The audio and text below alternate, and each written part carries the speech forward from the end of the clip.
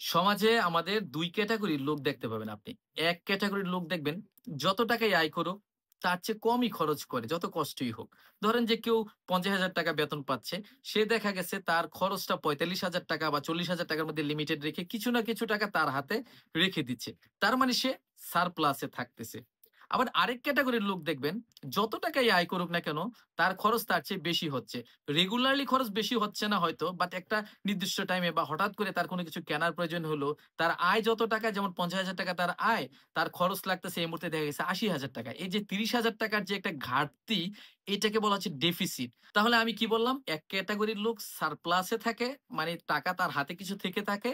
আরেক ক্যাটেগরির লোক ডেফিসিটে থাকে, মানে ঘাটতিতে থাকে।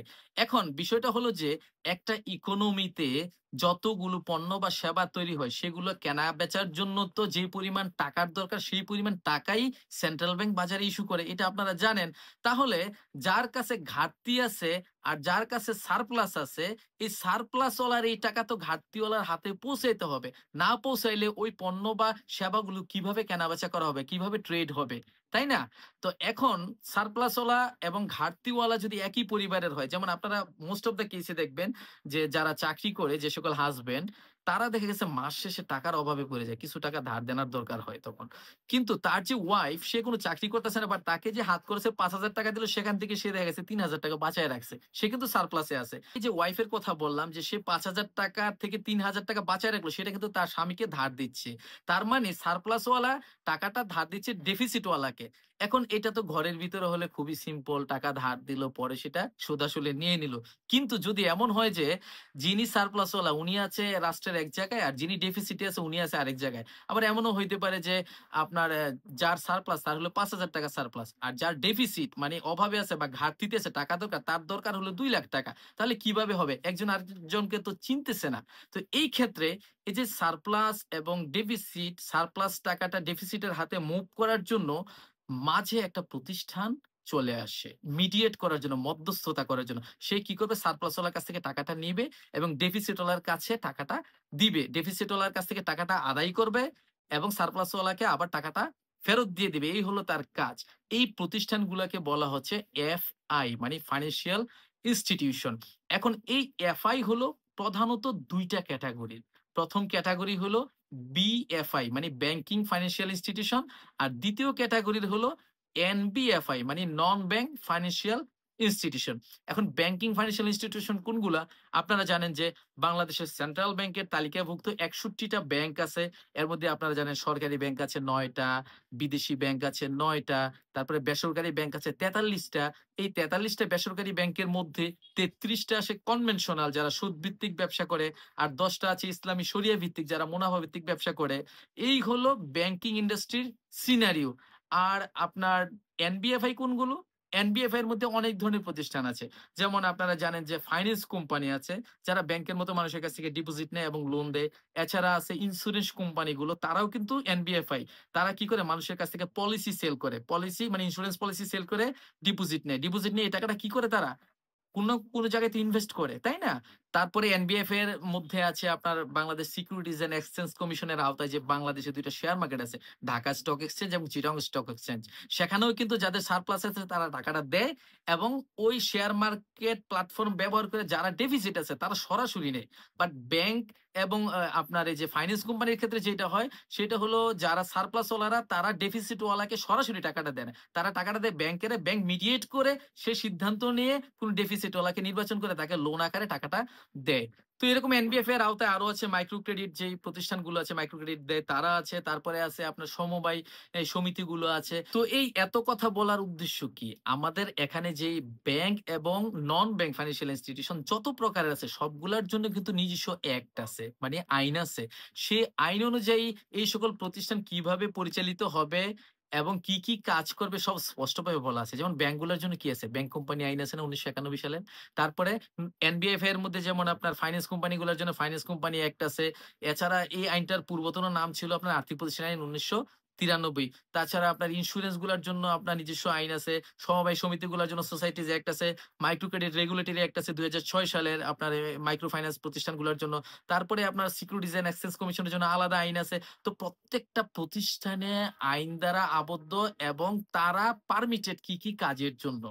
তো বাংলাদেশে আপনার এই ধরনের ডিপোজিট নেয়ার জন্য এবং লেন্ডিং বা লোন দেয়ার জন্য অথবা লোন ছাড়া অন্যান্য মোডে মানে যিনি ঘাটতি পজিশনে আছে, ডেফিসিট পজিশনে আছে তার হাতে টাকা দেয়ার জন্য বিভিন্ন আইন আছে। এই আইনের বাইরে যারা তাদের কি লোন দেওয়ার পারমিশন আছে? কখনোই না। তো এত কথা বলার উদ্দেশ্য হলো যে আপনার লোন দেয়ার নাম করে সমাজে বিভিন্ন মানুষকে একটা নির্দিষ্ট গ্রুপ টার্গেট করে প্রতারণা করতেছে। গত কিছুদিন আগে আমার এক দুঃসম্পর্কের মামার সাথে এই ধরনের একটা ঘটনা ঘটছে।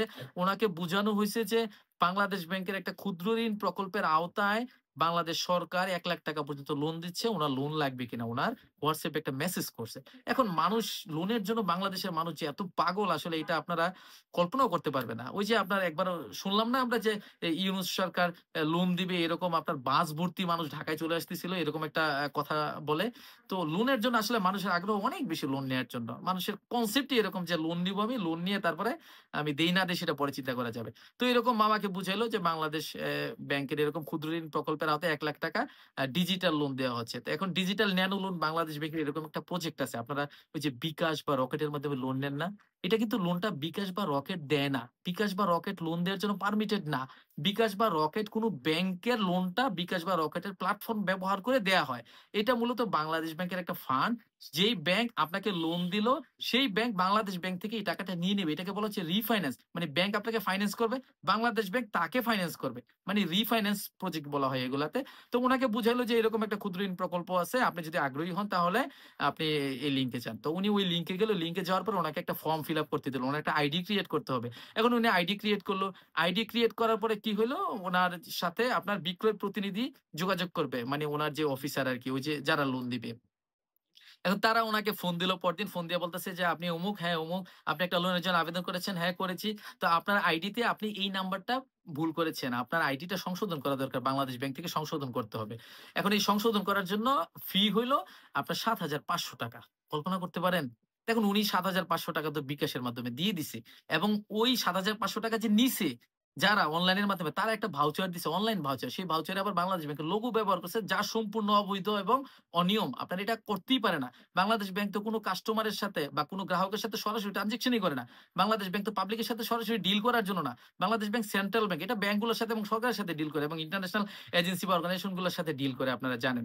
তো ওই মামার কাছ থেকে ৳৭,৫০০ নিয়ে নিল। ফাইন। নিয়ে নেওয়ার পরে পরদিন মামাকে বলল যে, "হ্যাঁ, ঠিক আছে আপনার আইডিতে এখন ঢুকে দেখেন ঠিক আছে।" উনার সবকিছু ঠিক হয়ে গেছে। আইডি নাম্বার-টাম্বার ঠিক হয়ে গেছে। যে নাম্বারে ভুল ছিল সেটা ঠিক হয়ে গেছে। তারপরে উনাকে বলল যে, "আপনাকে তো লোনটা আসলে দেয়া এখনই যাচ্ছে না। কারণ আপনার যে এনআইডি কার্ড এটা ইন্সুরেন্স করা নেই। লোন নিতে হলে তো বাংলাদেশ ব্যাংকের নিয়ম অনুযায়ী আপনাকে ইন্সুরেন্স করতে হবে।" দেখেন কত ভুলভাল বুঝাচ্ছে। এখন ইন্সুরেন্সের জন্য কত টাকা ফি লাগবে? তাকে বলছে আপনি ৩ ধরনের ইন্সুরেন্স করা যায়। আজীবনের জন্য করতে পারেন, আপনি ওয়ান টাইম করতে পারেন। এরকম বিভিন্ন বুজুং-বাজুং বলায়া উনার কাছ থেকে আরো ৳৩৭০০ নিছে। ইন্সুরেন্স করার নাম করে। এখন নেয়ার পরে আরেকটা কথা আপনাদেরকে বলে নেই। এই টাকা দেওয়ার আগে অনলাইনেই তারা উনার সাথে একটা ডিড করছে আপনার ওই স্টাম্পে। স্টাম্পে কি করলো? উনি ডিজিটাল সিগনেচার পাঠাইলো উনার, সিগনেচার দিয়ে ছবি তুলে। তারা এটা ওখানে অ্যাটাচড করে আপনার একটা সিল বানাইলো। সিলটা দেখলাম যে অর্থ মন্ত্রণালয়ের একজন ডেপুটি সেক্রেটারির নামে আপনার একটা সিল বানায় তারা সেই সিলে ওই পক্ষ স্বাক্ষর করেছে আর মামা স্বাক্ষর নিল। নেয়ার পরে তারা ডিড করলো, কন্ট্রাক্ট করলো যে উনাকে লোন দিবে। লোন দেওয়ার জন্য উনার একটা অ্যাকাউন্ট ক্রিয়েট হলো। তাদের সার্ভারে গিয়ে দেখা যাচ্ছে যে এই মামার নামে একটা অ্যাকাউন্ট ক্রিয়েট হইছে। ৳১,০০,০০০ লোন হচ্ছে। এই লোনের সুদ আসলে তাকে এত টাকা পরিশোধ করতে হবে। এরকম নানান বিস্তারিত তথ্য তারা সাজায় দিয়ে রাখলো। তো এটা করার পরে তারা ওই যে ১ম এ ৳৭,৫০০ নিল আইডি কারেকশন এর জন্য। তারপরে ইন্সুরেন্স করার জন্য নিল আরো ৳৩৭০০। মামা যদি আগে থেকে এই জিনিসটা জানতো যে লোন দেওয়ার জন্য তো পারমিশন লাগে। যে কেউ চাইলেই তো লোন দিতে পারে না। লোন দিতে হলে যে আমি অনেকগুলা ব্যাংক এবং এনবিএফআই এর নাম বললাম না যারা কোন, কোন আইনের আওতায় তাদের কার্যক্রম অপারেট করে। সেই সকল আইনে তাদের কি, কি কাজ করা যাবে, তারা কি, কি করতে পারবে সবকিছু তো সেখানে বলা আছে রে ভাই।